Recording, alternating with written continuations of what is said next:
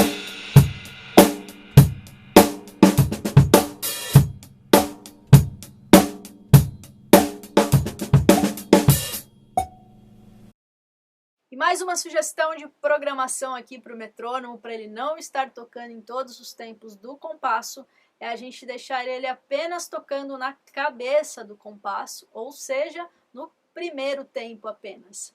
Então, o que você pode fazer para facilmente programar ele é você pensar em 1/4 do andamento que você for estudar. Então, se você for tocar em 100, você programa o metrônomo em 25. E aquele clique que você ouvir, aquele beat que você vai estar ouvindo sempre, é o primeiro tempo do compasso. Então, a responsabilidade é nossa de manter aquele andamento até a gente ouvir a próxima batida. 1, 2, 3, 4. 1, 2, 3, 4. 1, 2, 3, 4. 1,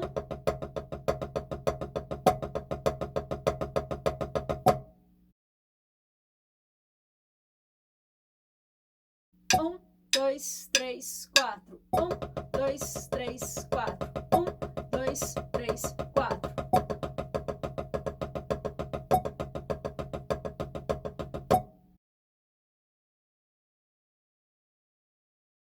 Um, dois, três, quatro. 1, 2, 3, 4. 1, 2, 3, 4.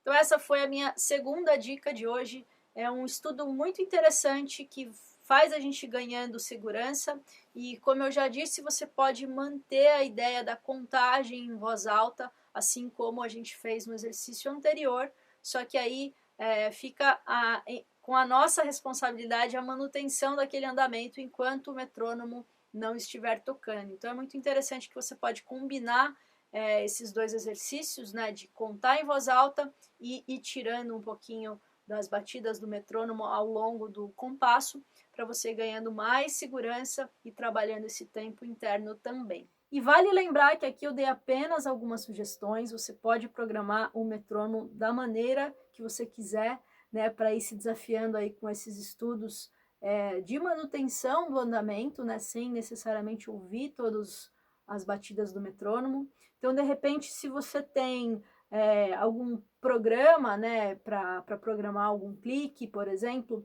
que você consiga fazer alguma programação diferente, apenas do que reduzir o metrônomo pela metade ou 1/4, às vezes você pode programar o metrônomo para tocar a cada 2 compassos, ou a cada 4 compassos, 8, enfim, você pode escolher ciclos maiores sem estar ouvindo o metrônomo e depois ele estar voltando aí a tocar. Então você vai se desafiando e vai tendo que manter o andamento por mais tempo sem estar ouvindo o metrônomo, e aí eventualmente ele vai voltar. Tem algumas baterias eletrônicas que têm essa função, ela costuma chamar Quiet Count, que aí fica um período sem tocar o metrônomo para a gente manter o tempo e aí ele volta.